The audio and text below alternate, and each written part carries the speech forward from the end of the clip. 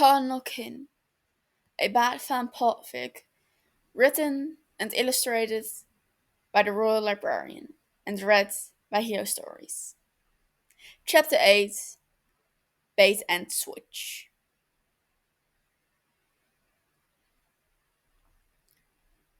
The next 2 weeks are hectic.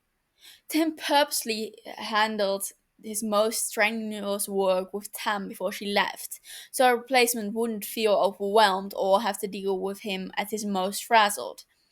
It was a good plan that ultimately went straight into the garbage when one of their major suppliers suddenly went bankrupt. Drake Industries is primarily a medical supplies and research company. One of their most important duties is the manufacturing and distribution of essential medical equipment. So while a supplier going bankrupt isn't the end of the world by any stretch, it does mean Tim's workload has skyrocketed while they try to fill the gaps in the meantime. And he needs the support of his assistant now more than ever. Damien steps up. He takes to the uptick in responsibilities with the grace of any Robin, trained to adapt quickly and efficiently. As the days pass, Tim realizes he can let go of the burden of keeping track of his schedule as he would with Tam, because Damien is already on top of it. Tim can go into an hours long hyperfixation, confident that Damien will pull him out if he needs to. When Tim arrives at the office, Damien is usually already there before him, an agenda for the day already on his desk, while he sorts through the first round of emails. Damien doesn't hover or make a production out of his preparedness. He simply works. It's Wednesday when Tim hears Damien's voice float through the cracked office door, measured, clear, and laced with that particular brand of firm courtesy that sounds suspiciously like a threat. Yes, Mr. McFarlane, I'm aware the shipment says 250 units, but our purchase order was for 500, and your team confirmed last week. A pause. The voice on the other end rises slightly, defensive, maybe flustered. No, I won't transfer you to Mr. Drake. He has enough to deal with without your disruption, and frankly, he'd be most displeased if I wasted his time on a matter you've already been giving ample opportunity to resolve. There's a fumbling response on the other end, an awkward mix of backpedaling and half-hearted excuses. Damien's tone remains cool. You'll resend the correct shipment today with the overnight delivery. Email me the updated confirmation and tracking number within the hour. If not, I have procurement draft a formal complaint and begin looking into alternate suppliers. There's a few moments of silence as Damien types something else. Thank you for your cooperation, he finally says, shortly. Click. The door swings open. Damien steps inside, tablet in hand, perfectly composed. MPSC apologized and confirmed they'll overnight the remaining 250 units by morning. I had them send the tracking number while we you still on the call. Tim stares at him for a bit. You strong armed McFarlane into overnight shipping? Damien shrugs. He was trying to pass off a half fulfilled contract as a miscommunication. I simply clarified the stakes and gave him a choice. Damien replies evenly. Tim blinks. Well done, he compliments honestly.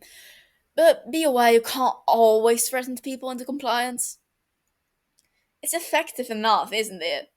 Damon shrugs, already turning to go.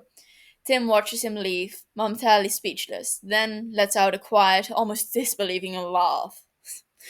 For as much as Damien is different, it's also so very much the same. Yeah, that's Damien O'Gulwain, alright. Altogether, it's a relief that Tim has somebody he can count on. Tim's grateful, he truly is, but the more time they spend together, the harder it is to maintain a consistent facade.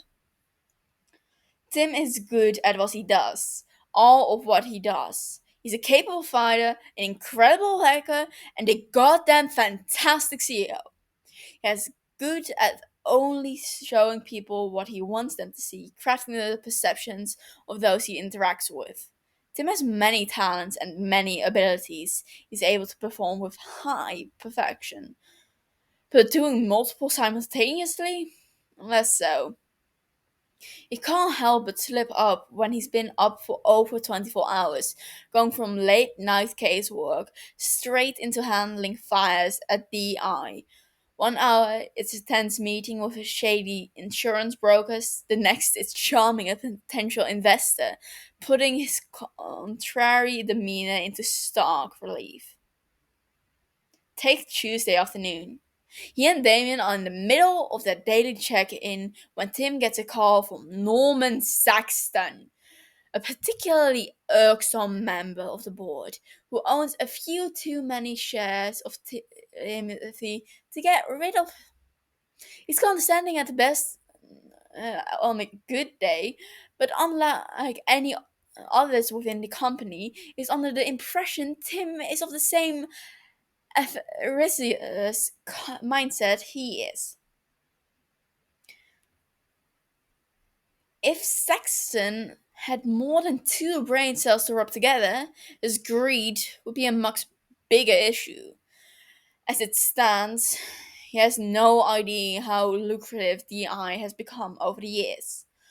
Norman is an idiot, though, so it's easy to manipulate him into believing certain business decisions are more profitable than they actually are.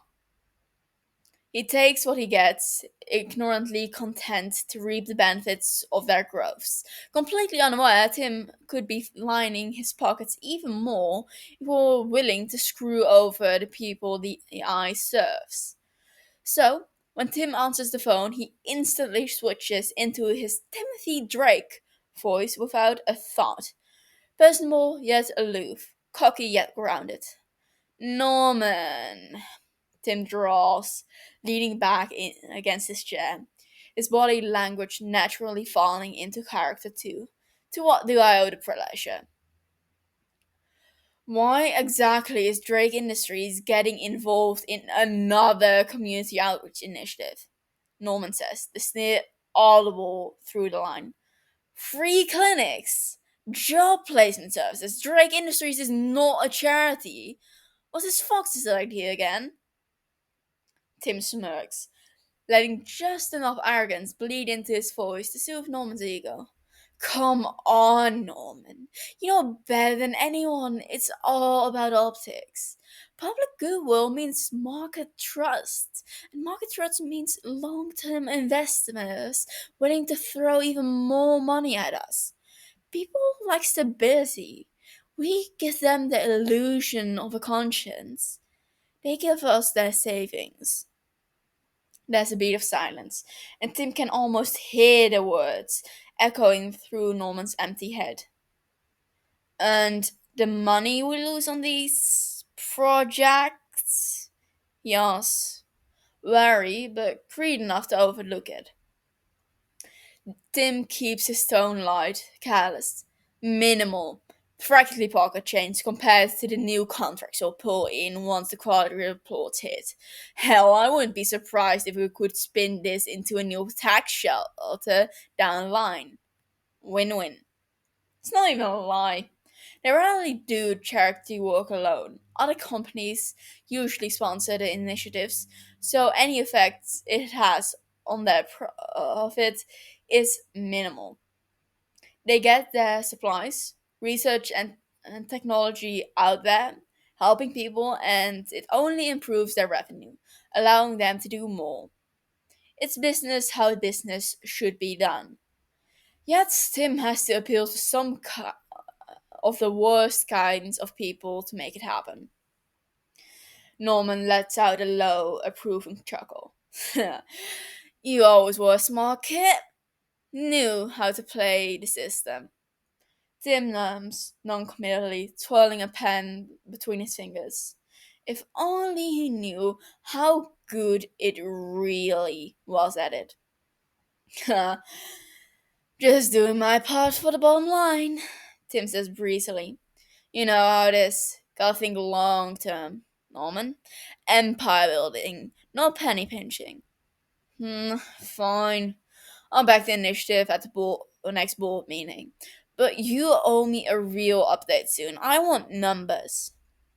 You'll have them, Tim promises smoothly, already planning exactly which exaggerated projections he'll let slip into Norman's inbox. Talk soon, Norman. Tim hangs up before the man can think to say anything else, scrubbing a hand down his face once the line goes dead. It's only then that he remembers Damien sitting across from him, a complicated look on his face. He's trying to be blank, but Tim can spot some disdain there. Maybe uncertainty? Certainly distrust. It's not unwarranted. Tim's a good actor, a fact Damien has seen enough of in the last few weeks to understand. But that raises questions Tim has long skillfully diverted. This really is not going the way he wanted. He had a plan where Damien was concerned. A shoddy plan, sure, but at least concepts of a plan. He wanted to maintain professional distance, still giving Damien advice and guidance, wanting Damien to walk away from the experience having learned something. But with the new influx of work, Tim has to be completely focused for the sake of his company. He doesn't have the mental capacity to be on his guard when Damien at the same time.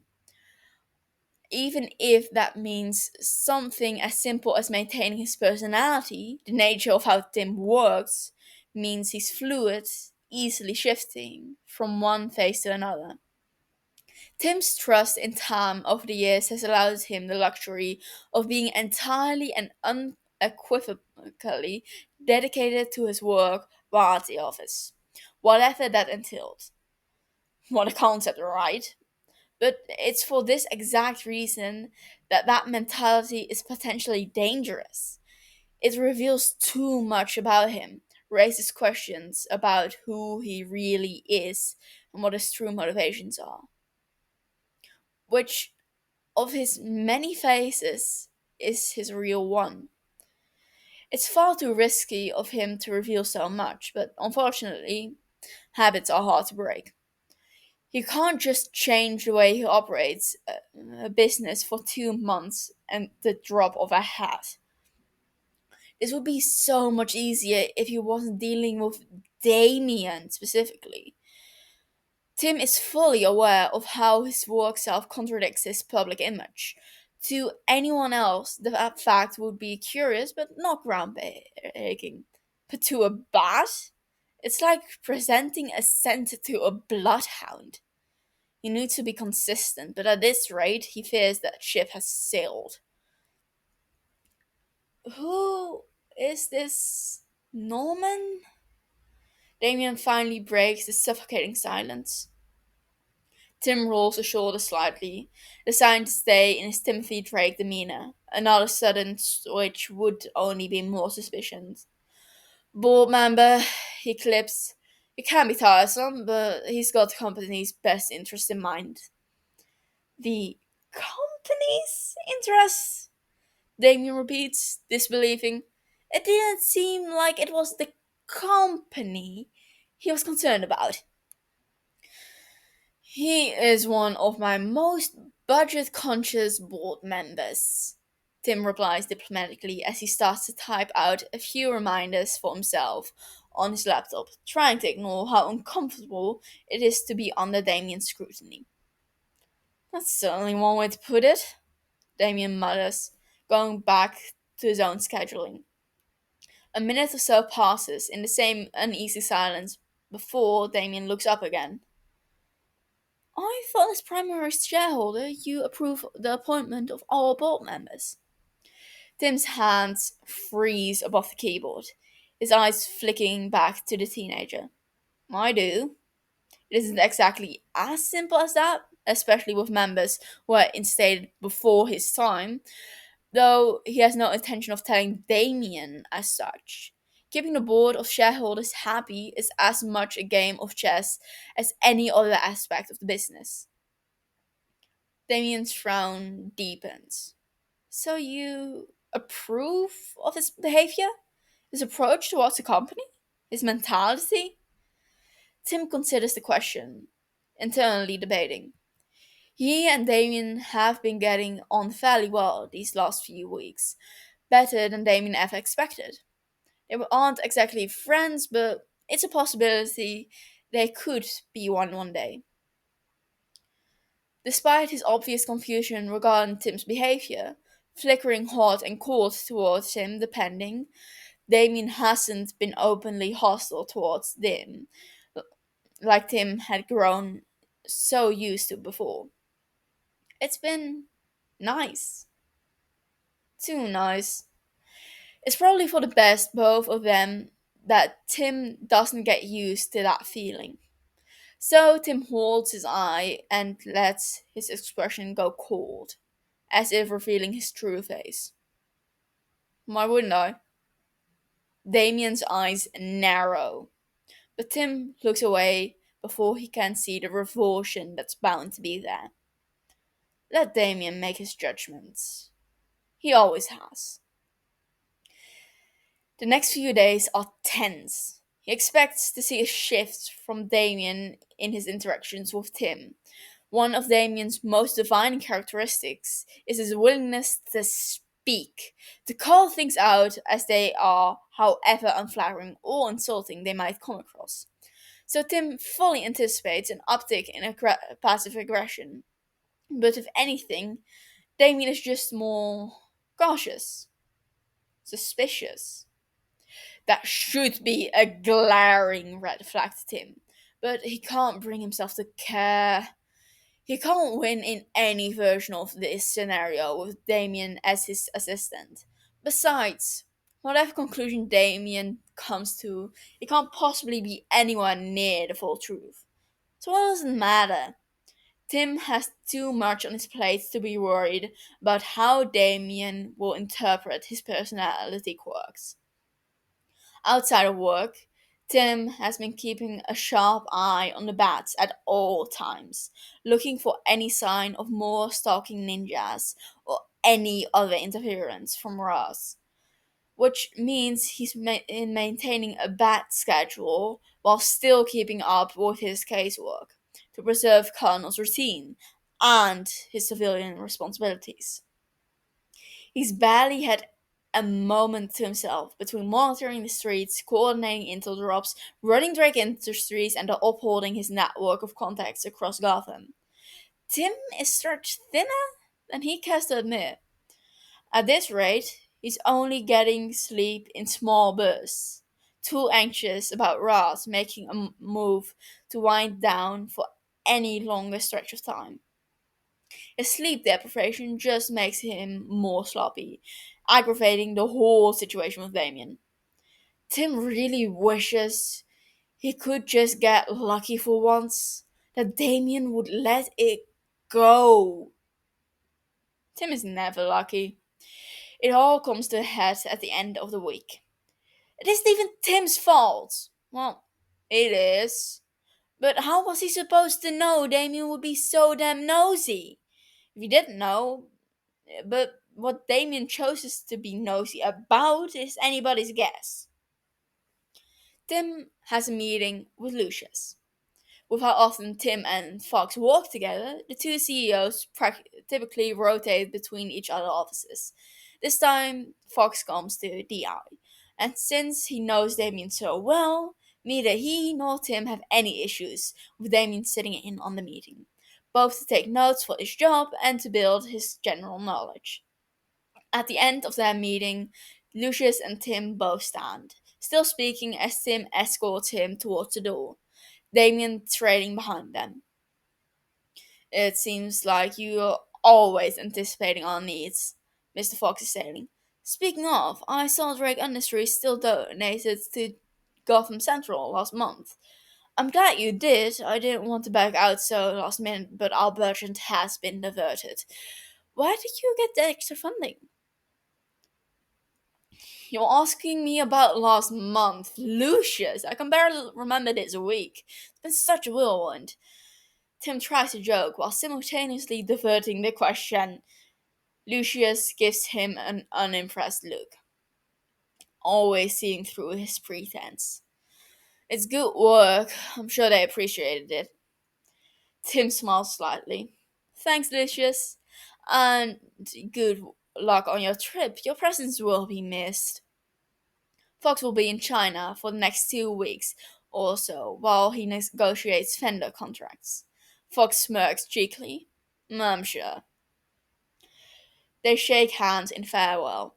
Fox doing the same to Damien with a word that he can check in with him over the phone if he needs to while he's gone. And that's that. Or at least, it should be. Tim really should have known better. Damon comes storming into his office without preamble not 2 hours later, shoving his tablet in front of him and demanding, "What's this?" Tim raised an eyebrow at the brassness. Part of him glad Damien is dropping the quiet formalities he's taken to the last few days, and another part of him wary of what that means. Tim picks up the tablet and looks over the document quickly, keeping his face completely neutral. It looks like a supply record, he says ignorantly, sliding the tablet back over to Damien. It is, in fact, the exact donation Lucius had mentioned before. The core of Drake Industries' work lies in medical research and supply manufacturing. They work with Wayne Enterprises so often because WE is in the market of advancing technologies and charitable giving, both meant to increase the quality of life of its consumers. In this case, WE and DI had planned a joint effort to get Gotham Central Hospital equipped with more advanced emergency medical equipment for the smaller clinics posted around the city. This is Gotham, after all, and it's important to be prepared for whatever disaster might strike next. The kind of supplies we're talking about, though, is expensive.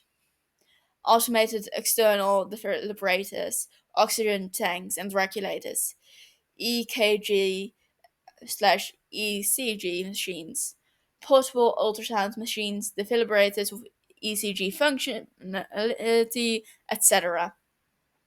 The usual arrangement between Tim and Fox is that WE offers 85 to 95% of the expensive, handling the majority of charitable donations. DI covers the remaining portion while also benefiting from the ability to distribute their products and gain free marketing through the initiative. It's mutually beneficial agreement. Only in this case, WE had a certain budget diversion for the quarter and had to pull out of the deal.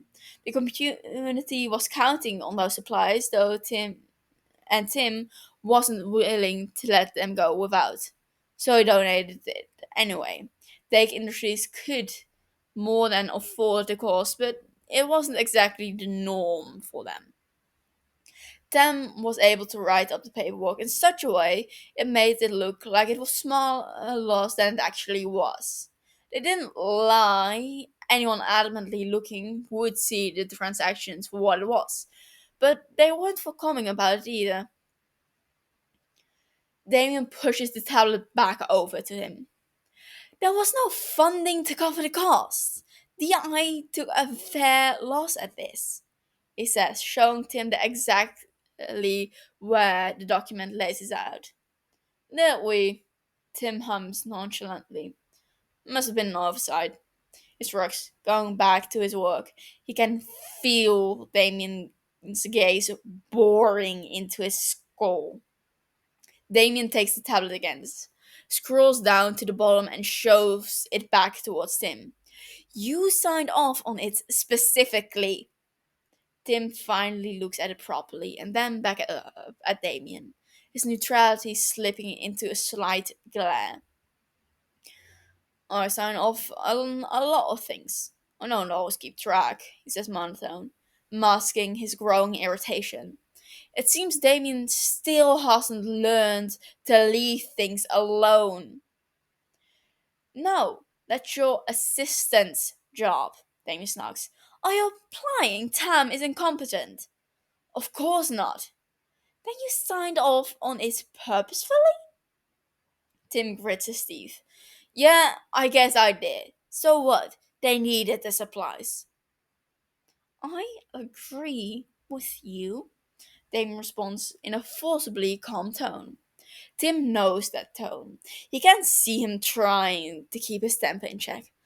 I just don't understand why you won't admit it. Why you're pretending like you don't care. Because I don't. You're lying, Damien snarls, his resolve finally snapping. I think that's enough for today, Mr. Wayne, Tim says, his tone sharp and dismissive. I'll see you next week. He turns away coldly, the stiffness in his posture final and unyielding. Damien stands frozen for a few seconds before he takes up his tablet and storms out of the office without another word, slamming the door behind him. Tim sighs, rubbing at his eyes. That certainly could have gone better. Damien gets his things and marches out of the office without even a glance back. He is known for his temper, but it hasn't raged this hard in a long time. Damien is furious. He reaches street level before he realizes he has no way home. Damien isn't scheduled to be done for another few hours. Alfred doesn't know to come for him. He could go, but he'd rather not wait around while he's this agitated. Instead, he hails a cab. He has more than enough money to get himself home. Damien climbs into the cab, barking out Wayne Manor's address, and slumps back into his seat, trying in vain to calm down. Working with Drake these last few weeks has been fine for the most part. Drake is competent at his job, and Damien has already been learning a lot just from being exposed to the day to day of the company. What's been steadily aggravating Damien is Drake himself. Not his work, but more his personality, or lack thereof. Damien's perception of the man from his original impression to the time they spoke at the gala to his first week on the job to now has evolved 10 times in only a few weeks' time. As work at DI has been picking up, Drake has gradually been letting his guard down around Damien, though he doubts he's allowing it intentionally. Tim was right to warn Damien about Drake's habits, for as much as he's clearly extremely intelligent, Drake is a proper disaster. He comes in every day with dark circles on his eyes, barely coherent until he gets at least 2 cups of coffee in his system, though he's never instructed Damien to fetch him coffee, for which he is extremely grateful. His time management skills are non existent. If Drake didn't have an assistant, Damien is sure he wouldn't show up to at least half his meetings. Though, when he is allowed to sit in on-set meetings, Damien is consistently shocked by how strict professionalism and easy charisma Drake practically exudes, especially when, just 5 minutes before, he could barely string together more than 2 sentences. It doesn't take long for them to realize that Derek is a phenomenal actor, putting on subtle different faces depending on who's speaking and what about. He's so convincing, Damien is constantly questioning his own judgment, especially when Drake acts so completely contrary to who Damien is starting to realize he truly is. The only time Damien can observe Drake's behavior with any real consistency is when he's knee deep in his work, which is baffling. Damien understands enough about the world, especially the elite and powerful, to know that people are rarely who they say they are. Who knows that better than anyone in a family of vigilantes with a father who masquerades as an idiot playboy? But although his family displays themselves as less than they are for the sake of their cover, everyone else in the world does the opposite. For the rich and powerful, it's all about good manners, proper upbringing, and having the appearance of someone who gives a damn about people beneath them, when in reality, they couldn't care less. The elite are constantly putting on masks to make the public believe they are better people than they truly are. Lucius calls it good PR. Granted, there are a few who are legitimate and do good simply because it's right. Before working at DI, Damien didn't think Drake was one of them. But he was wrong. Drake truly gives himself to his company and initiatives that do good. He works well with WE and Mr. Fox because at their core they have the same mission to improve the lives of citizens and beyond. What baffles, infuriates Damien is why Drake pretends like he doesn't. If Damien didn't know better, if he hadn't seen for himself firsthand the kind of person Drake is, he would assume he was like any other elitist. When Drake speaks to investors about doing good for the company, he sounds performative because Drake wants to sound performative. He sounds purposefully damages his image, allowing the public and media to label him as greedy, arrogant, selfish, and entitled, just like his brothers want him to be. But he isn't. Drake is a good person. A disaster, sure, but good. Which begs the question, why the act? Sure, Damien understands the need to appear put together when Drake is constantly 1 second from self imploding, but it's more than that. Everything Drake presents himself as is a lie. He's a liar and just as stubborn and obstinate as Stam implied before she left. Damien is sure she's seen the same things as he has. Drake is good at what he does, molding public perception to suit his needs, whatever those may be. But up close and personal, it isn't hard to see through. Damien expects Lucius is aware too. If that meeting was any indication, Drake didn't put on as much as a face for Fox, but he still tried. And he tries it with Damien too, as if he thinks he's some sort of idiot. Usually, after long hours when Drake is absorbed in a project, he forgets to put on his facade. Damien will say something, and suddenly Drake remembers why he is and who he's talking to, and he fucking tries to pretend to be this whole other person. It's aggravating and demeaning, as if Drake thinks Damien will be so easily manipulated. The call of Norman did make him waver for a moment, but it was practically forgotten the next day when Drake insisted marketing low the cost of some product to make it more affordable to the lower class. Damien's been biding his time, focusing hard on strictly observing him, looking for opportunities to call him on it, just like Tam said to do. He's been searching through every resource he's privy to find some sort of tangible evidence that Drake is, in fact, full of shit. In his own life, Damien has been able to deal with the chaotic reality that is his existence because for every unlikely situation, there was always a logical explanation for it. Some sort of reasoning. Damien is a Wayne through and through, by birth and by right, and there has never been a mystery Wayne could leave well enough alone. Drake is a good person masquerading as an asshole, and all Damien wants for some peace of mind is a reason. Is that too much to ask? Apparently. After today's meeting and Lucius mentioning the Gotham Central project, Damien thought he finally found a smoking gun. After gathering the evidence of the situation, undeniable facts with paperwork showing Timothy Drake did in fact donate at the expense of his own company. He thought he could finally corner Drake into explaining himself. Maybe he came on too strong, too aggressive. He knows his passion can be a lot.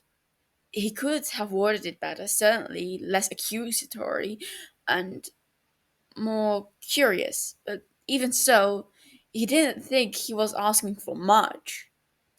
One thing Damien was not prepared for was Drake's complete and utter dismissal of both the facts and Damien himself. Literally. It makes Damien's blood boil because he knows he's right and he has the proof to show it, and he still is ignored and disregarded. The cab arrives at the manor and Damien pays the cabbie. He sneaks into the house as quietly as possible, not in the mood or right headspace for any sort of conversation. He sends a text to Alfred, letting him know he came home early and with a request for privacy. He knows he'll have to talk about it eventually, probably tonight at dinner, but for now, Damien burrows himself into his bed, covering his head with his pillow, and just breathes. Hours go by, and Damien is blessedly left alone for once. By the time dinner is ready, Damien feels more balanced but still dreads going down. He doesn't feel like rehashing today's events only to stir up his emotions again, but there's nothing for it.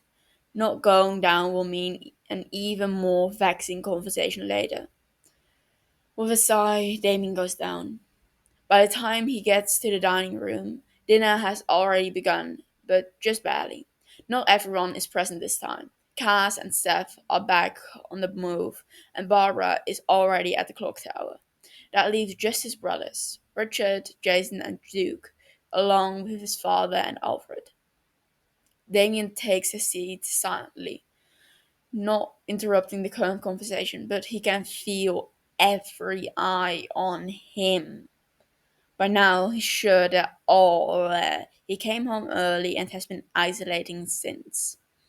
Damien only completely isolates anymore when he knows he will say or do something hurtful, meaning something got to him. Whatever discussion they were having quickly fizzles out into silence, each of his brothers throwing expectant glances at Damien. He meets each of their gazes with a defiant glare of his own, viciously stabbing at his pasta. Bats really don't know how to leave things alone, do they? Boys, Bruce admonishes, at least give him a moment to eat. They all groan dramatically but drop the subject for the moment, moving on to talk about a case Dick is currently working on.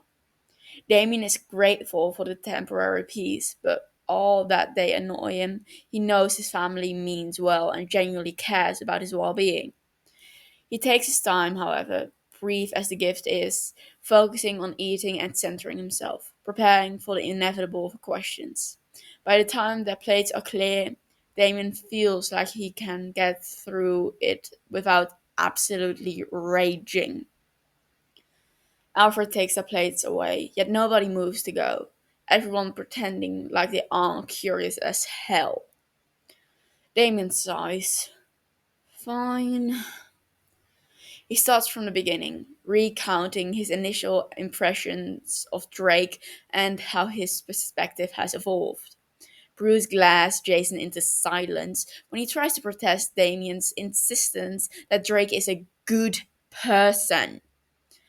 Damien starts to list specifics.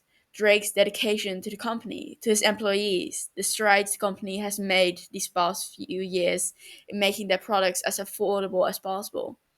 He tells them about Drake's personal work with each and every insurance company to ensure that claims will be met and fulfilled. His dedication to solving the current supply crisis himself instead of hoisting it onto his employees, an option completely in his right. He tells them of his many interactions he's seen between Drake and various employees, each treated with patience and respect. Then he tells them of his other observations. Drake's personal and calculated ability to become an entirely different creature on command. His choice to be seen as a conceited egoist. Damon describes just how purposeful it is. Drake doesn't make himself out to be the scum of the earth or the worst of Gotham's elite. He presents an image that people expect of him and others like him, allowing him to blend in. Finally, he recounts today's events, calling his bluff and trying to get an explanation but failing to even ask a proper question before his temper arose and he was sent away. Silence reigns as Damien finishes his story. His face is ranging from contemplative to suspicious. Damien has learned a lot since coming to live at the manor, not least of which that he will always be loved and welcomed, even if he falls short. Still, something deep and ugly within him squirms as he waits to hear their reactions to his failure. Well, the kid still sounds like a piece of work to me, Jason says, leaning back into his chair and folding his arms. Bruce gives him a look that clearly communicates not helpful. Why would he do that? Duke wonders aloud. Why go through the effort? What's the point? My question exactly, Damon agrees.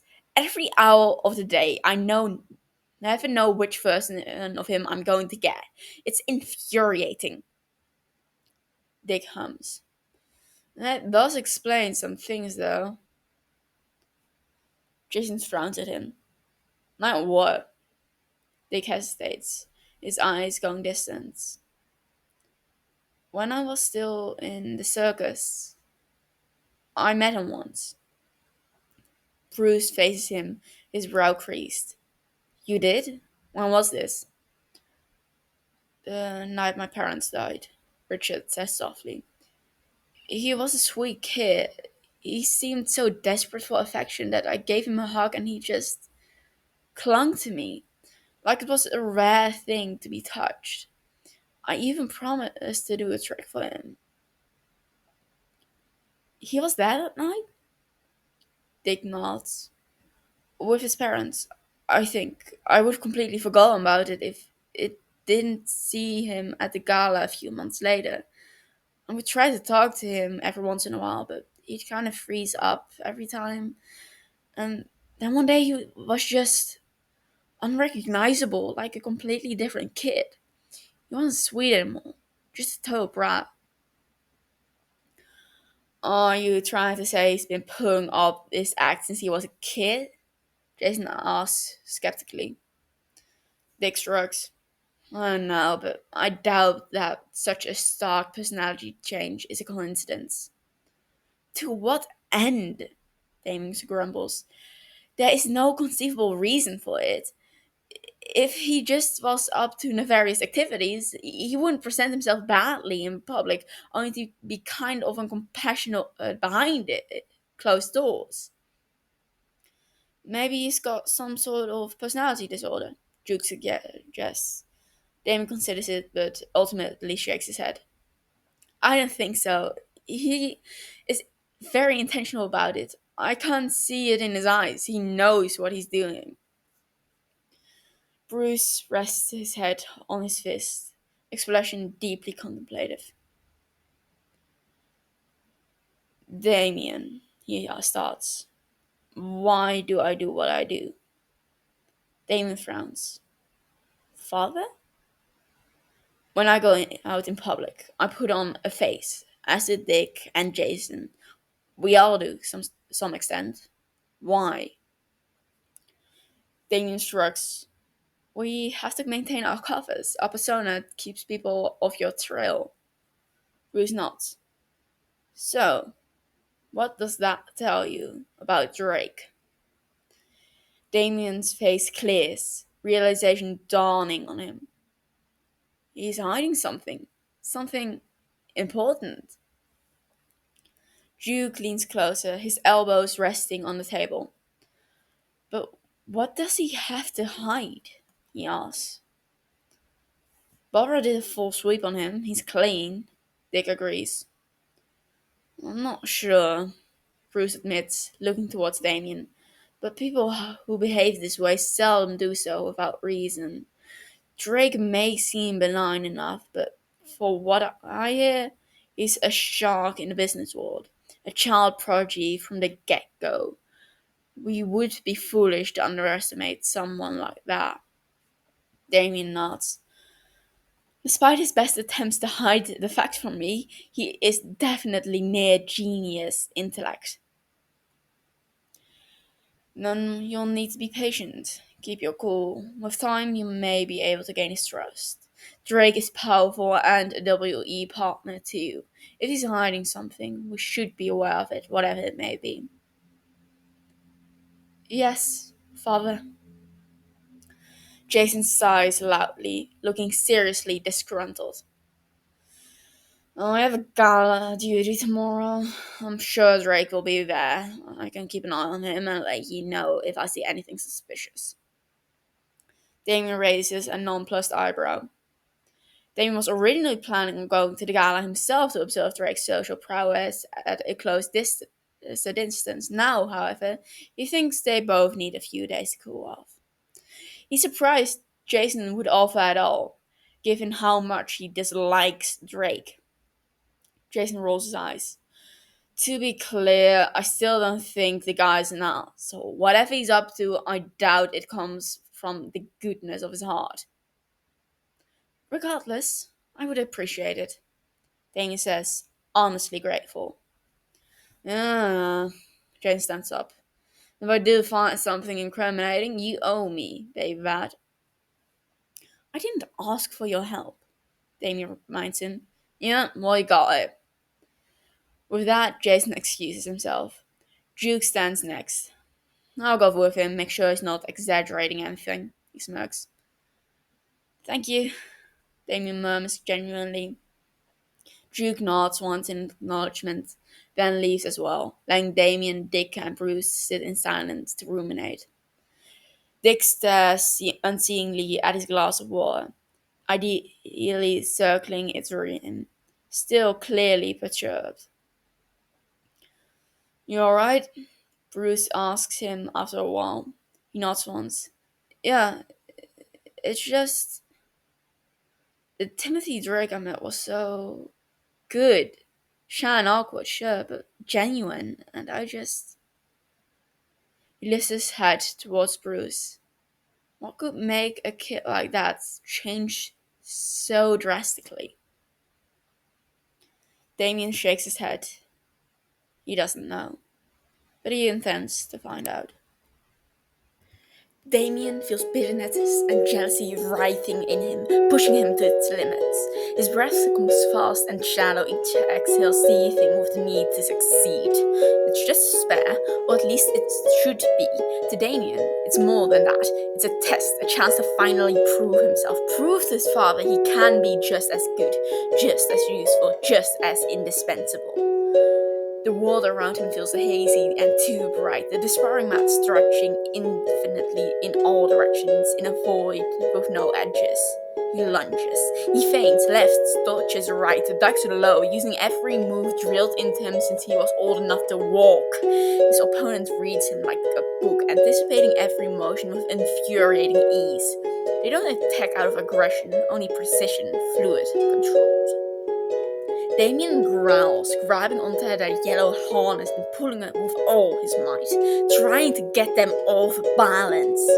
But his adversary just follows with the momentum, transitioning into an effortless quadrille, simultaneously freeing themselves and pushing Damien to the ground. The motion ends with Damien flat on his back. the wind knocked out of him by the impact. A shadow falls over him. Damien is pinned. Patience, a familiar voice chides. Damien wakes up with a sharp inhale, eyes snapping open to the ceiling of his room. The shadow still long and grey with pre-dawn light. His heart hammers in his chest like he's just run a sprint, but his body lies perfectly still beneath the sheets. The dream clings to him, vivid and persistent, more concrete than the last few times. He was fighting someone. The motions are still fresh in his memory. Blocks, counters, the shock of impact when he hit the floor. It felt serious and intense, but not threatening. He wasn't in any real danger, and yet it mattered deeply. The voice echoes in his mind, low and clear, familiar, frustratingly so. But the more he tries to pin it down, the more the entire memory slips away like water through his fingers. In minutes, he can scarcely recall the dream at all. He clenches his fists in his sheets, jaw tight and frustrated. What is this? Why does he keep having these dreams? And just not just dreams anymore, not random flickers of subconscious noise. They're growing more vivid, more tactile, like memories of something he's never lived. The more he sees, the less he understands. He sits up slowly, palms pressed to his eyes. What's happening to him? And that is chapter 8. Thank you for listening to it. I, as I record this outro, I just finished adding the music during the dream sequence. It isn't really a sequence, but well, dream sequence. Um, I just re-listened to it, and I think I might have accidentally copied the Golden Brown by I don't remember the artist. It's fairly well known, so I might have just done an accidental copyright infringement. I hope not. Thank you for listening. See you. This chapter 8. See you next week. Thank you.